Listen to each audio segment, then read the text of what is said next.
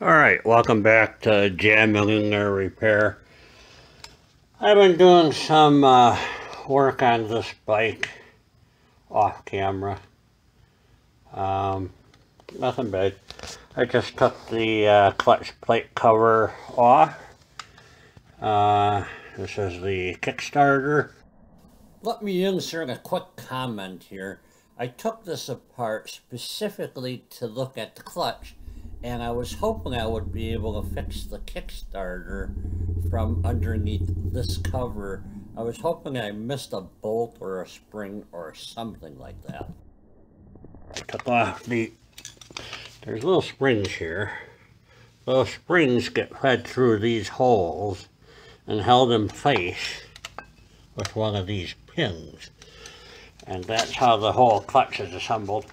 I should have videoed it for you, but you'll see it go back together.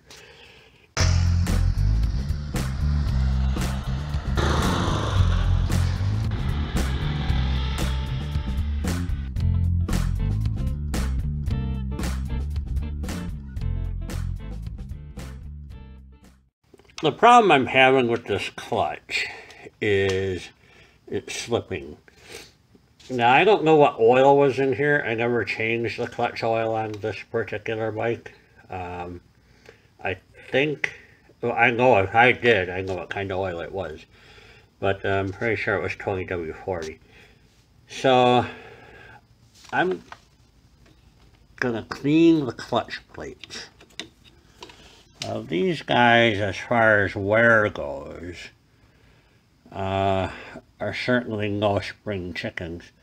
But there's enough of a groove here that I think cleaning the shellac off of them is going to help.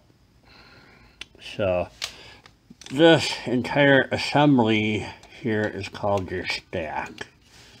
So I'm going to try and pull it out of here. Okay, there's one more piece down in there. That ring right there. So let's grab it all up and put it on the bench. See what we can do with it. Alright. So the metal plate goes against the engine. Alright. Like a fiber plate. And this fiber plate is a lot like brake material. So that goes next. And then another metal plate in between. Fiber, metal, fiber, metal, fiber, and then the pressure plate. Okay, so that's how they go together. And when you squeeze the clutch lever, okay, a rod pushes right here and separates all these discs. Okay, and when you let go of the clutch, those springs I showed you earlier slam this stuff back together and makes it one solid thing. The teeth on the metal engage the inner drive shaft. The outer one engages the sprocket to the back wheel. So that's what these tabs are for. Alright, so it's important all of this moves really smoothly. And you use the right oil. So I'm going to clean it.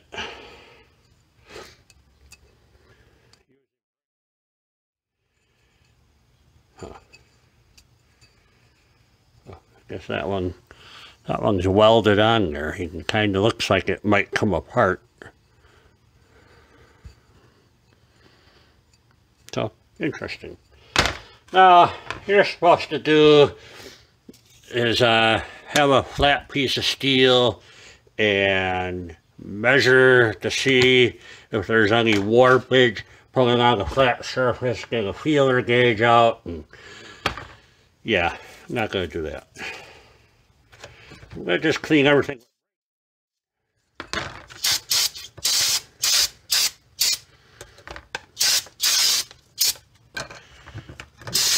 I should probably wear gloves.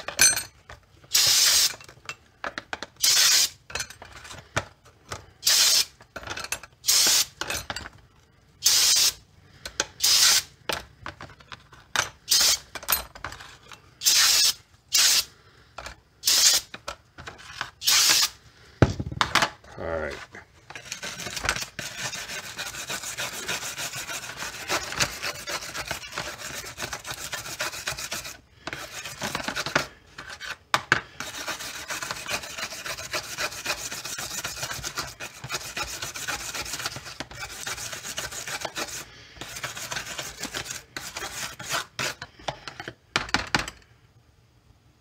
That turned out alright.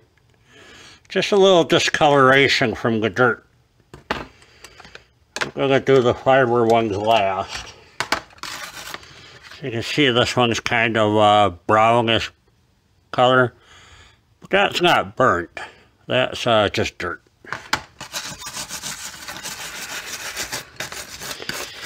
You can't wash away burnt.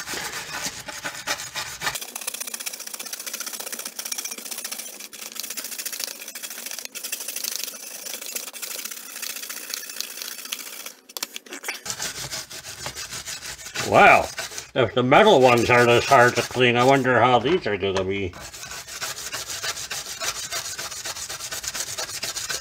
Kind of have an idea how much scrubbing I should do.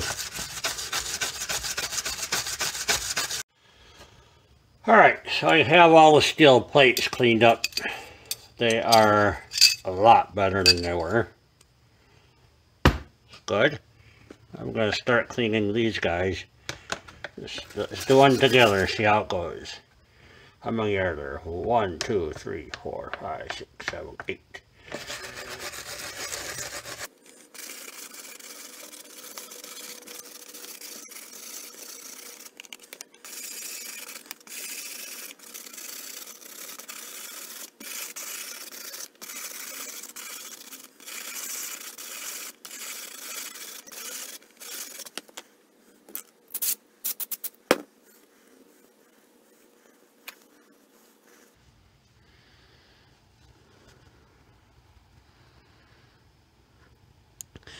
Well, I can definitely feel a good groove on here. Could be better. See, this side has a real nice cork color to it, or this side is still kind of black.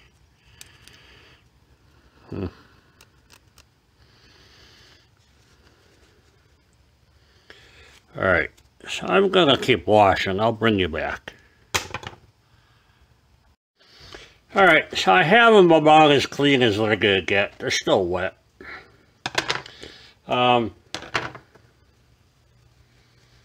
Not too bad.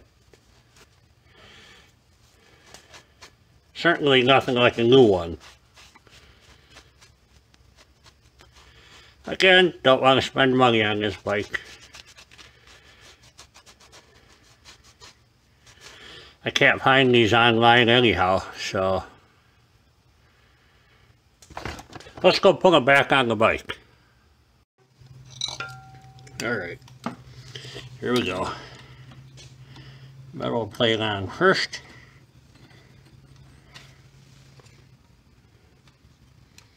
Friction disc.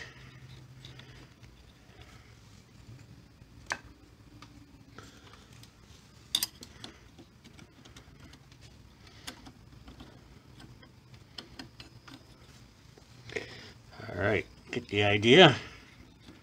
This is called your stack. This thing I'm putting it into is your bucket.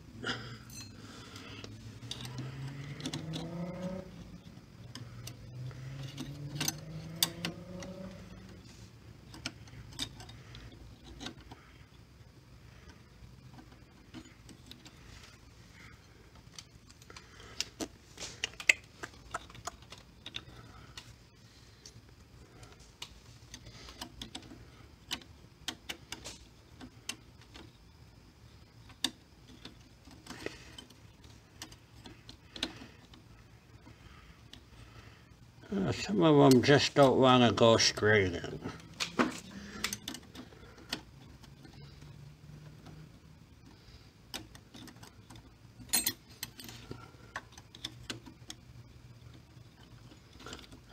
goes.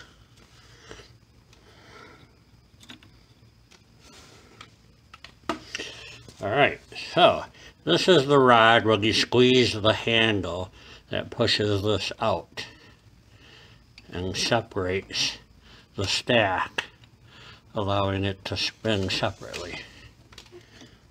So now I have a magic trick to pull off here.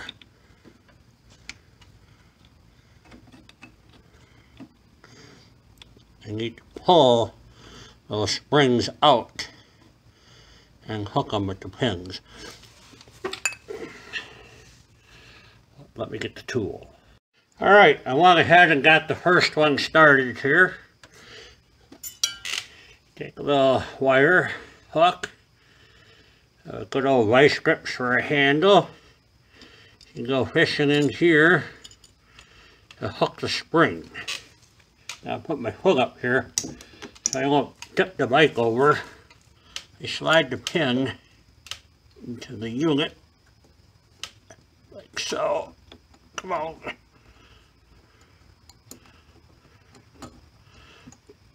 There we go. Now I'll get the hook out of the way. Come on, baby. There it goes. There. Let me.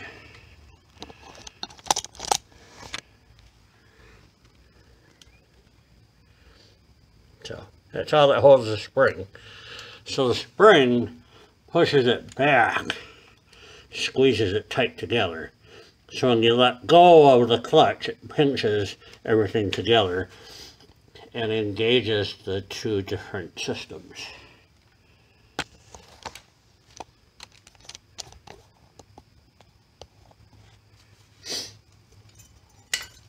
Alright, just keep going. Try and do one opposite here.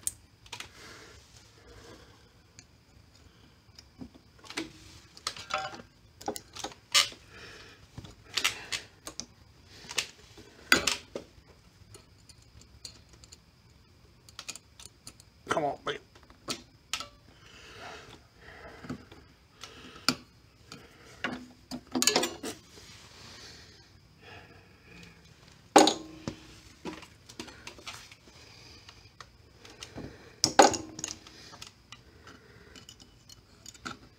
I was reading the book today and discovered that if there's scoring or scratches on your piston, you should replace it. Which on the other bike you saw all them scratches that were in the piston. I did not replace it. Guess I'm not going to worry about it.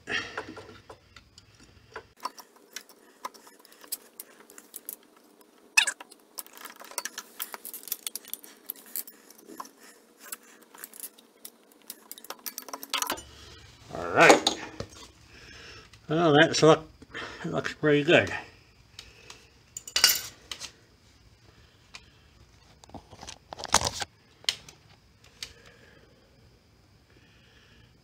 All there is to that.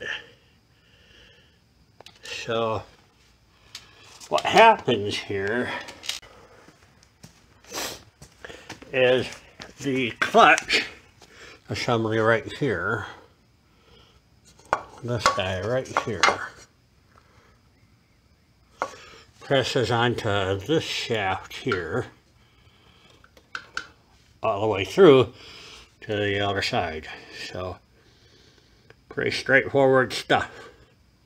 I think the next thing we're going to do is adjust this setting here and put a new chain on here. And I told a viewer that wants me to take the magneto off. I would do that, check the points, which is something I've never done. So I might just go ahead and do that. Alright, we're going to talk about the electrical over here a little bit. I am going to try to show you how to set the point gap in there. except it's going to be kind of hard to show you on the camera. So basically what I've done here is I took my feeler gauge and cut it.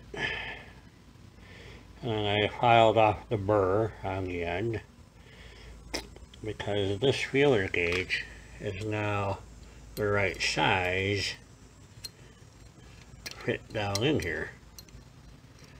So I'm going to check my point gap and see what that looks like. We're going to look at these wires coming out of the magneto, and what you have here is a wire that's your neutral safety switch right here. So that's the black wire. I think it's black, gray, and then you have, I think, 3 wires coming off of here.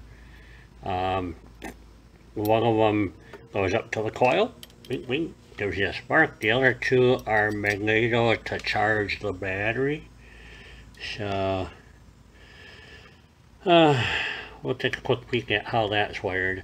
This bike literally has 1 wire that goes from here to the switch to the ignition coil.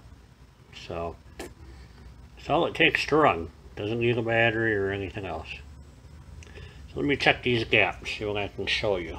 Hold on a second. Alright, I'm going to try and show you this. Well, it's going to be really hard to see. But you see the points right here. If I turn this, you can actually see them open and close. Okay.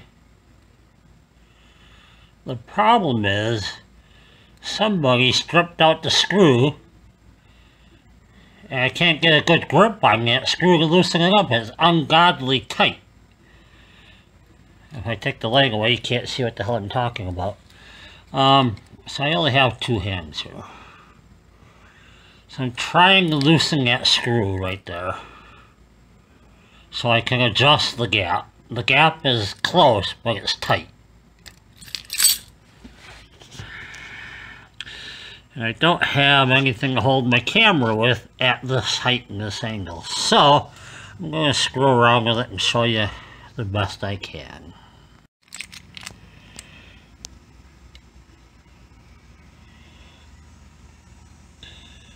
Alright, so this is about as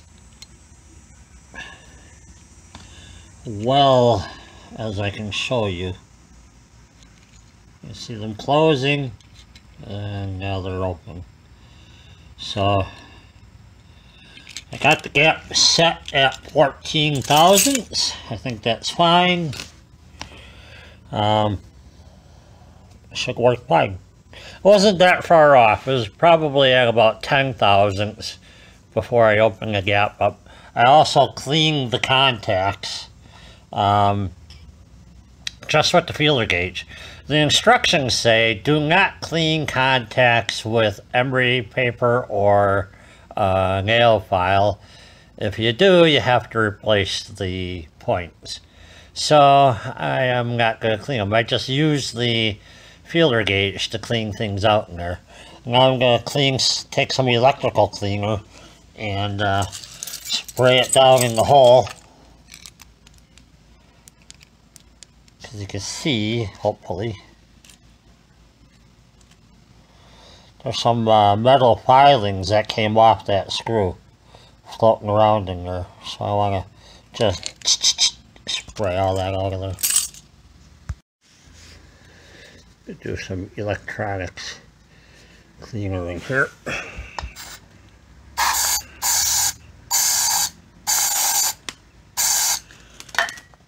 See if I got rid of them metal shavings.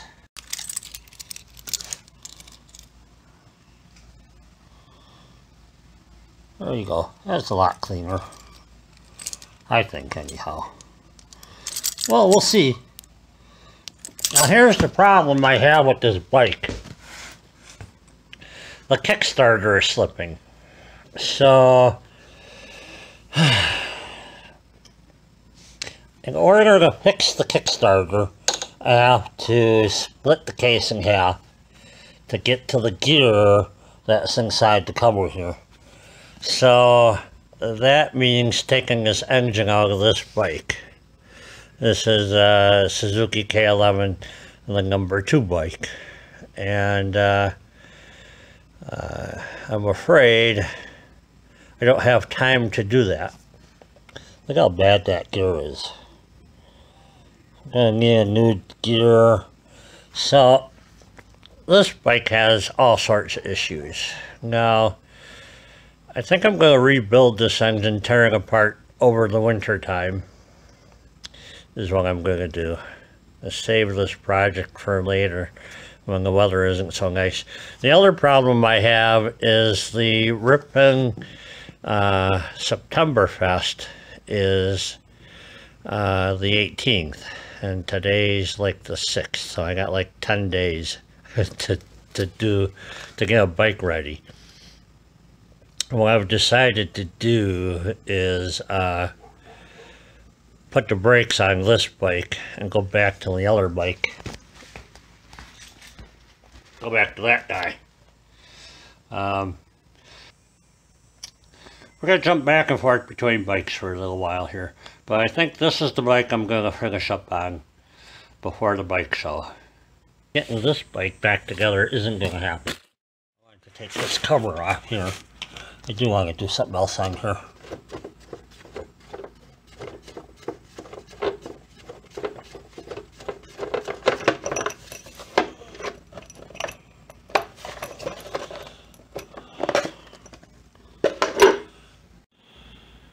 Alright, so here's the ignition switch. I guess I can't show you. Darn it. Go on the other side. Alright, so just looking at the wiring on this thing, it's really not too difficult to figure out. These wires right here, these 4, come from the magneto. You have the green, brown, yellow, black, and blue.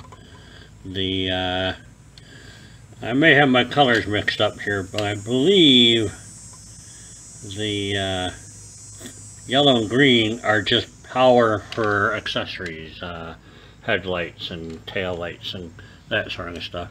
The green is ground, and the blue, it goes to the key and then goes to the ignition module over here so you can get a spark.